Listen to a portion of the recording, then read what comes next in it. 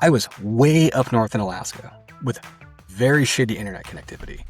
And I'm using ChatGPT to solve a problem with a 1970s fishing boat. That is just such a cool, amazing, practical way to do this. What else can I use AI for in this scenario? Welcome to Robots, the podcast that tries to help you be a better human by being smarter about the way you use your technology. Jason, you just got back from a luxurious trip to Alaska where AI certainly came in handy. It sure did. So I spent 2 weeks in Alaska. And I've got a neighbor who's got a commercial fishing boat, and it's up by the Kenai, and we fished the upper and lower Cook Inlets for salmon, sockeye, and it was awesome. And it's a combination of sport fishing, it's a combination of commercial fishing, working the boat, kind of like the deadliest catch things. And we started to work on this big project with getting the boat repaired, and lay down in the boat, rocks me to sleep, and it was a great night of sleep. And the accommodations were not comfortable. They were not plush, but it was great. And I wake up at 5 a.m. My buddy's getting his boat ready, and the other crew hand is sleeping in the other bunk there. The guy leads down and goes, "Hey, everybody get up.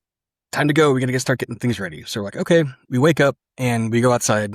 And I take a look, and there's just a beautiful sunrise going on. You can see the mountains all around you. Absolutely wonderful. So we start motoring out, and fishing starts at 7 a.m. And we get to this spot, and the boat captain's like, "Hey, this is a great place. Let's hang out here for a few, and we'll drop." So like right at 7 a.m., we drop the net, roll this thing out, sit there for about 2 hours, and pull it back in. We pulled in like 70, 75 fish. It was great. You got to know how to pull them out of the net, like move things through. I was in the way. I don't know what the fuck I'm doing. And I had to learn, right? So they're trying to teach me as they're going through this. And it's awesome. You're the hold the flashlight guy. Let us see where you hold the flashlight. Yeah. Yes, I'm definitely the greenhorn. So there's fish all over the deck, and I'm reaching down and picking them up, and I'm picking them up with like both hands and trying to be gentle with them. And then the deckhand looks at me and goes, "Yeah, don't. They're about to be meat. Just be violent. Pick them up and throw them in the ice tank. You don't have to be soft." So I'm like, all right. And just started picking these things up like a bear, tossing them in the tanks. It was awesome. We get through that first run, and the boat captain goes, "Hey, let's motor out a little further and get to a different spot where I know there's some interesting cross currents and where fish tend to circulate, because there's a thing called the flood when you get to high tide, and more of the fish move their way back in and they come up in the water as opposed to sitting on the bottom. And quite often you're looking for jumpers, and you're looking for these schools of fish that are moving around this direction. So we weren't seeing any of that, because everything was running so deep, and this was like one of the worst fish harvests on the Kenai in decades. We get ourselves into this spot, and the captain comes out and goes, "All right, roll the net out." We roll the net out, get it dropped off, and you can let them sit there and soak and like float around. You can tie them up to a cleat on the boat and drag them around, or hang them off the back of the real winch and have them move around. But there's just different techniques to use it to get the net to stretch and spin and turn in different directions to try to improve your harvest. So we're out there doing that. We're about 45 minutes in, and the weather starts getting tough. Typical swells there are like 1 to 3 feet. We were at about 6 feet, and the wind really picked up. And we were no longer just getting waves coming like front to back. We were getting waves left to right and kind of kitty corner as well, because we were in a weird tidal zone, and the winds kept shifting and turning because we were sitting. And they went from 6 feet to 9 feet real fast. And the boat was just going up and down. And 9-foot waves on a 32-foot boat, it's big. Like you slam. And when they're really tight together, and they're not just up and down, but they're left and right, and you get caught in these wave motions, and you just get tossed. Well, if boat captain looks back and goes, "Hey, it's getting rough. Let's pull the net up." And we're like, "Yeah, no shit, it's getting rough." We're both banging around on the deck, trying to ride bulls out there. Getting rough. It's been rough. Yeah, it's been rough. So we go to back the net up, and the hydraulic reels do not turn. We're like, "Oh, well, what do we do?" And the other deckhand's like, "Well, I guess we can try to hand pull it." But the current was so high, there's no way. So talk to the boat captain, and he goes, "All right, I'm just going to back up over the net, and there should be enough hydraulic pull to be able to get it to rotate through. You guys just sit there and pick fish." So normally something that would take like 10 to 15 minutes to pull up took 45 minutes. And it's not because we were stopping to pick fish out. It's because it was just a long process to get through it. And we're getting thrown around. Everything is off the shelves in the boat cabin. Nothing stayed. I mean, it was It was tough. And we get through that and we motor back and I'm just exhausted. The other deckhand goes into the cubby and falls asleep. And I'm up on the crew chair behind the captain's seat and I just lean my head against the wall and fall asleep. Like you would do on an airplane, which I don't sleep on airplanes. I slept at the boat because I was exhausted. So we start motoring on and it's about another 90 minutes of just being tossed in the water and the boat captain screaming and swearing because it's dangerous. Like shit's happening. And other people like this weather came out of nowhere. Well, we go back and we get in and it was like 8:00 by the time we get up to the mooring buoy and get the boat actually set up so it doesn't move. So we can actually just take a look at the hydraulics and we're looking at it and we're like, well, we can't really tell exactly what's wrong, but we can see that it seems to let the net out just fine. So the hydraulics working in the opposite direction are okay. It's when it's trying to pull it back in that's the issue. And we're like, okay, well, let's go figure out what this is. So we go to like these, the millennium of experience that all these old fishermen have in this little camp and start asking questions. At the same time, I'm on ChatGPT, just like, all right, let me see how they're asking these questions. Let me see what's not figuring out. Let me see what's in there. And like the things that ChatGPT was asking me is like, okay, I kind of see how this is. What's the year, make, of the model of the boat? What's this? Nobody knew because these boats are friggin' old. And I'd taken a picture of the nameplate of the boat. It went through and found the manufacturer of the boat from the nameplate that was made in Burnaby, BC in the 70s. And it's like, I think it's probably this and this. And that manufacturer isn't around anymore. And we're talking about the hydraulic pieces. And the old guys there go, so you're going to need to find a replacement engine for it. Or motor for a hydraulic motor, most likely, because it's probably threaded out, but you might have more than one problem. It's like, all right. So I'm on ChatGPT going back and forth of this, and ChatGPT is like, oh yeah, you can probably find this part here, here, and here. And these guys go, yeah, you should call this place in Homer, Alaska, because they probably have it and drive down and get it, which is one of the places ChatGPT looked. I'm like, all right, this might be pretty cool. So we go down there and we go down there the next morning, wake up. Drive down to Homer. We go to this place called the Salty Dog Saloon, which is awesome. If you ever get a chance, it's well worth going to. Had great fish and chips and picked up this part and take the part, get it back, plug it into the boat, hit the hydraulics and same problem. We're like, all right. Well, the next step is to start pulling the hydraulic lines and trying to understand what they're actually doing and seeing if there's valve problems or anything else. Well, the boat captain and the deckhand are there moving those pieces out. And I'm inside holding flashlights and cleaning the boat, as the greenhorn does. And the boat captain goes, hydraulic handle broke. I'm like, oh no. And we're looking at this thing, and the boat captain goes, I think the right thing to do is to just kind of, reverse the polarity on the hydraulics, put the out to in and the in to out, because letting the net out works just fine. If we can flip those things around, we can start dragging stuff back in, but we could still got to do something about this handle. So we get off the boat, go consult the oracles again. They're telling us, Please tell me they are referred to as the oracles They should be. They're not, but they should be. I'm going to start referring to them as that. We call it Camp Dignity, which is pretty funny because it's just run down shitty trailers and cigars and then bottles of whiskey everywhere. It's crazy.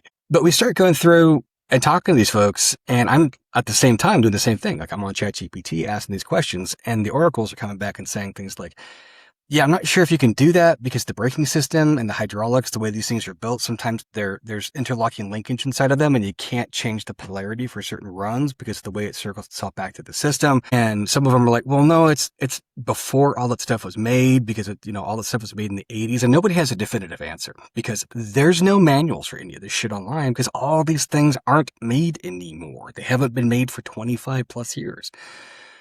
I mean, realistically, they were before the internet was a real big thing. So I ping ChatGPT. I'm like, okay, can we reverse the polarity on this, looking at these pieces, looking these things down? And it comes back with, yeah, like I'm like 99% sure that you can do this. And then here's the steps you want to take to see if it works and to make sure it doesn't break anything else. And it gives you an ordered list of what to do. That was better than what the oracles were telling us. Like, So obviously not a replacement for them, right? Like I didn't know the right questions to ask, but listening to them ask the questions, I could punch that into AI and it gave me better answers than what the other people were giving, it gave me faster answers than what the people were giving, and it helped me to validate the other answers that were there. And then we got the part, this lift handle. And I'm like,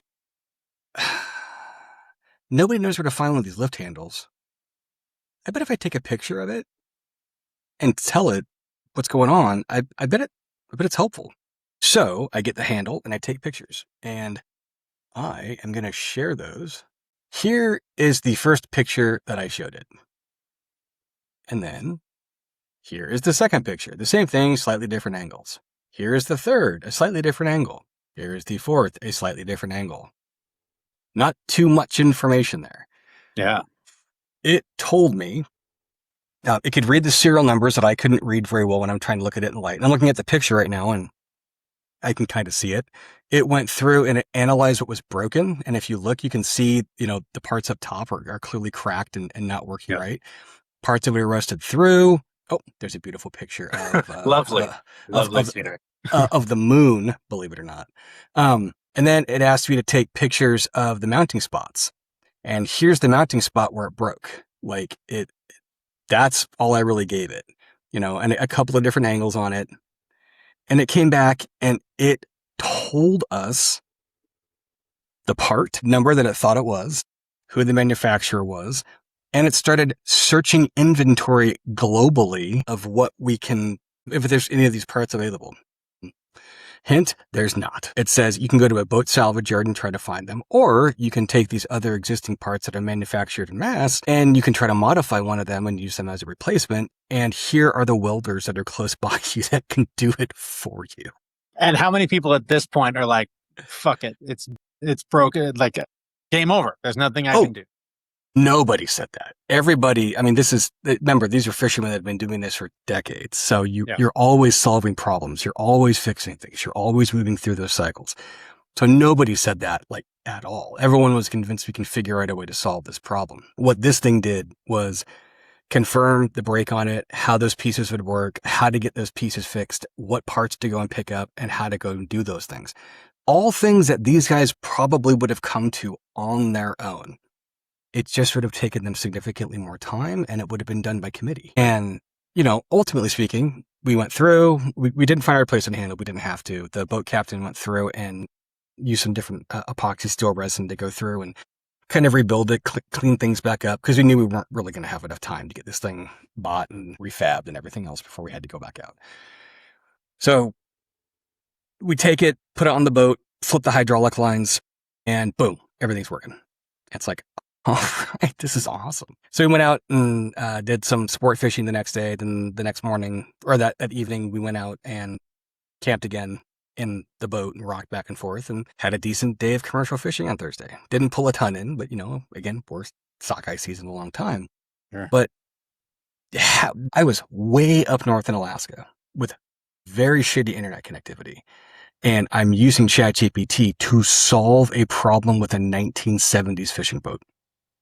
It was awesome. That is just such a cool, amazing, practical way to do this. So, of course, it leads to the next question. What else can I use AI for in this scenario? All right. Well, what about going out and buying an unmanned aerial vehicle, aka a drone, that can take pictures and can start looking at the water for fish jumping or changes in color.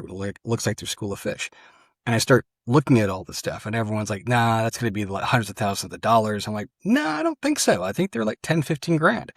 So I went through and I found them. I found a whole bunch that were right in that price range that have most of the tools that you need to do this. There'd have to be some software ready, but nothing Claude couldn't do in 2 days.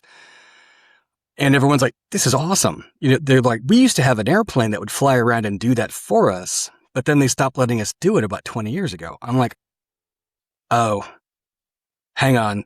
So I took the whole idea and put it in ChatGPT, and it kicks back a response, and the response says, yeah, you can't do any aircraft over the water an hour before, during, or an hour after the opening of those fishing seasons. No aerial vehicles are allowed.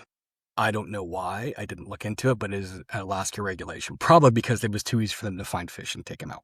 I was going to say, is it like preserving competition among fishermen? Like if one person's got that tool and somebody else doesn't, maybe it's that. I don't think they're that concerned about that. I mean, if that were the case, then a lot of the boats that were on the water wouldn't be allowed in the water. For some being for really good and some being really bad. Yeah. I mean, there were several boats that had blown motors and transmissions this year. And I'm like, is this normal? They're like, yeah. It's just such a crapshoot. But it was cool because I could use AI in all these different ways and really practical ways to figure out how to make things work in meat space in a more productive way. That's the thing that's so cool about it, is that it's like, at first I'm thinking like, who's the boat mechanic who's going to be out of a job because ChatGPT can tell you how to fix these things? But this sounds like a bunch of people that wouldn't go to a boat mechanic. These guys are self-sufficient. They're gonna stick some gum and some duct tape on it and make the thing work one way or another. This is just fast tracking them to a better solution to problems that they would fix on their own, much slower, much clumsier, much more trial and error, rather than just here's a step by step. Here's how to get back in the water today. Yeah, exactly. And these guys' whole thing is like they're constantly troubleshooting problems over and over and over again at large scale and small scale. And there are problems that can happen out there that can cost you your life. And, having the hydraulics blow like this wasn't one of those. Like if the hydraulics went fine, okay, then worst case scenario, you cut the net and you just get out of there. But if the engine goes and, you're suddenly 20 miles out to sea, nobody can find you and the wind chops and the water's 48 degrees and the boat takes on a little bit of water, you're all going to die. That's just what's going to happen. But that's more the natural order of things. It's not the robots coming to gun us down in our sleep. That's true. I mean, I don't know if fishing boats are the natural order of things, but it's definitely historically something that's occurred for a long time. Yes. And it's fascinating because Google Gemini is on everything, right? So as I'm going through and I'm searching for like restaurants or things to do in Kenai or like what are good fishing spots, even the AI then is picking up and going, oh yeah, like you should look at this here, here, and here. Here's what we've seen. Here's what the fishing reports are from these different areas. Here's what the fish count is. I'm like, dude, this saved me from having to go to like 15 websites. Now, do I trust it? I don't know. I'm going to follow that, but at least it aggregated the information in a way that I could go through and track. But, it's cool. I get to put on my resume that I'm now I've been a commercial fisherman, which is fun. I had to buy a license for it. And I've got to go and experience something new and different. And I got to see how AI really did make a difference in this kind of industry. And I'm excited for that because of all the implications that it has for helping humans be better humans, which is what we're trying to talk about here. I'm also excited because I think this is 2 episodes in a row where we haven't predicted the end of humanity thanks to AI. So we're on a good track. We're on a roll. We're on a roll. I don't know if I can handle this much optimism. You've just jinxed it. All right, we should probably go ahead and record another one right now. Just get out of the way. Just keep going. Yeah. Well, I did not expect to learn how much AI can help the commercial fishing industry. That seems like one of those jobs that like a computer would never touch, but it's exciting to hear how you were able to do that with boots on the ground or on the boat in this case. Very cool. We hope to share more stories like this of AI and technology improving the lives of human beings like us and like you. If you're into that sort of thing, give us a follow. We're on our website is brobots.me. We're on all the major podcast platforms and of course YouTube. All those links are at our website, brobots.me, where we'll be back next Monday morning with a new episode. Thanks so much for listening. Thanks, everyone. Bye-bye.